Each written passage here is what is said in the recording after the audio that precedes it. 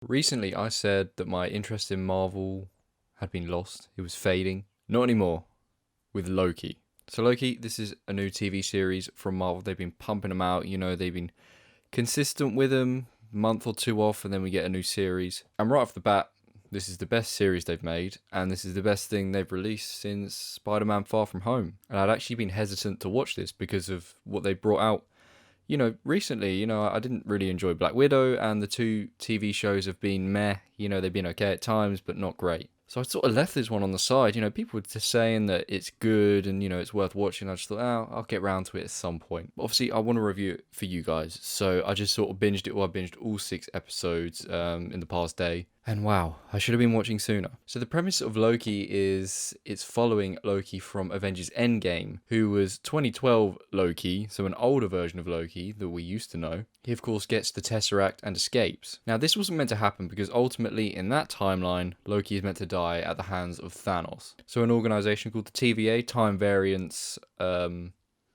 Alliance? Association? Authority, maybe.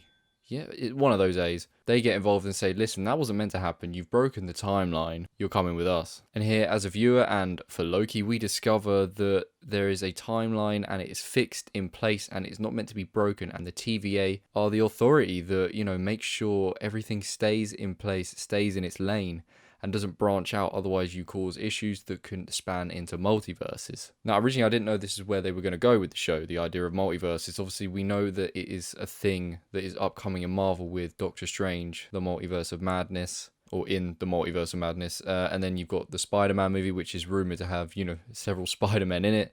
So that's going to be branching out into multiverses. And you've also got the Ant-Man movie to do with the quantum realm, which sort of branches out into that idea of multiverses too. So I'm really glad the show was sort of, going on to that. The thing is with these shows is you can't ignore them anymore now. You can't just not watch the shows and then watch the movies instead. It seems now that it's important to watch the shows too, because they are setting up stuff for movies. And as the story progresses in this, you find out that everything is not quite as it seems, which was always going to be the case, but there's a lot more to it than just what the TVA are doing and the idea that there are multiple universes out there. There's a whole bigger picture going on. Now, the best thing about this show is it took risks compared to the other two TV shows. It wasn't afraid to be complex. It wasn't afraid to sort of, bring new stuff to the audience, whereas the other shows were sort of a bit samey. It's what we've seen before, but just expanded on. Whereas this was just a whole new plate of food. And, it started off a little bit average. I wasn't completely drawn in, but I was definitely drawn in enough to the point where I wanted to watch the next episode. And, as the show goes on, the episodes, they just sort of get better and better and better. And the whole story just gets better. And Tom Hiddleston was great in this. It's nice to see him get more of a central role because he's always just been a side character. But Tom Hiddleston is a very good actor. He plays Loki to perfection, and it was nice to see him in the spotlight. This is his show. And in a sense, in those first couple of episodes, he kind of carries it a little bit because, it's new territory for us. So the only thing we're relying on is the fact that we've seen Tom before as Loki. So you need him to really be on top of his game. And he is. And that's what, sort of retains interest and makes us want to watch more. But all the characters are good. I really like Owen Wilson's character. Owen Wilson's just great. We all love Owen Wilson. He's just a very likable guy. Unfortunately, he doesn't say wow in the show at any point, but you win some, you lose some. All characters were great, to be fair. All new additions. I particularly like Sylvie, and just there was a whole bunch of good characters in this. The comedy was good too, and it didn't feel out of place. As I said in my Black Widow review, sometimes the comedy just doesn't work, and that could be based on the characters or the scenario, but both of those elements were sort of ideal for comedy because it's Loki who's, witty and likes to be sarcastic. And then he's in a strange and new scenario for him, and it's new for us. So, obviously that's like his coping mechanism, to be sarky and to be funny. And it worked, and I enjoyed it. Now, the budget for this was huge, clearly, because this is up there with like Endgame in terms of just how good it looks, the cast they got, the amount of variety in it in terms of, locations and just cool weapons and cool special effects and CG was all just top stuff. I think that's something with watching a TV show from the MCU, you think it's not going to be as high quality as the movies, but this was definitely as high quality. It looks like it could have cost more even. Probably didn't, maybe just because of the casting bill. But I'm interested to know what the budget for this was, because it looks like it was pretty damn big. And on top of that, the soundtrack was cool. I care a lot about soundtracks. It's important that a soundtrack is good. You know, that's kind of what makes a show or movie more memorable for me. So yeah, soundtrack gets the thumbs up. Just in general, Marvel needed this because the Infinity Saga was wrapped up and you needed something new. And with the movie that's come out recently in Black Widow, with the TV shows they've made, they all felt like side quests. They all felt like they weren't really that important. They were just telling us a bit more of a story for those certain characters. You know, Wanda's having, you know, issues because she lost vision, so there was a little story for her after that. The Falcon and the Winter Soldier, you know, they're having issues because of Captain America gone. There's a little story after that. Black Widow, there's a bit of a story there because, you know, they want to tell some of her story because she's no longer around. They all just felt like little side bits, like, you know, this is what someone got up to in their spare time. This felt like it's actually important. This felt like it's actually setting up new stuff, which it is. Like I said, the new movies that they're going to be bringing out, it's branching out, it's setting up a new theme, it's setting up the next big thing after the Infinity Saga. Spoiler time. Not really spoilers, I mean, you know,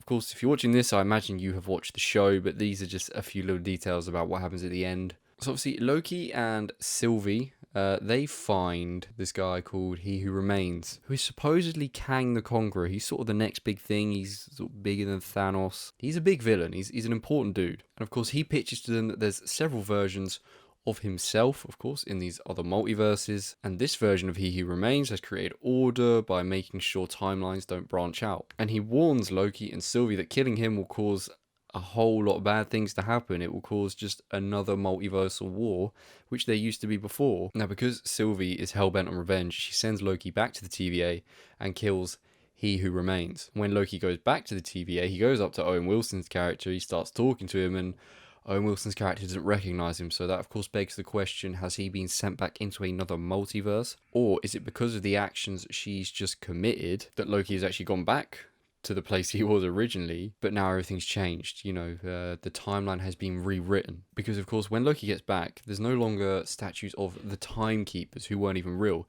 It's instead a statue of Kang the Conqueror, or He Who Remains. I'm just going to call him Kang because I'm pretty sure that's who it is. Now, this of course begs an even bigger question, I think, because we never knew why Sylvie was taken in the first place. Apparently she causes a Nexus event. We don't know what it was. So that had me theorizing, did a Kang from another multiverse somehow intervene with their timeline so that Sylvie would get taken and then she would be hellbent on revenge and eventually kill her version of Kang? And in doing that, that would spark another multiversal war, which is what Kang in the other timeline supposedly wants. Maybe all the Kangs want that. Maybe that was all part of the plan so that, you know, this multiversal war could start again. I think it all hangs on the fact on why she was taken in the first place. But of course, that's a question we probably won't know the answer to until we see more movies or until we get this Loki season 2, which is confirmed.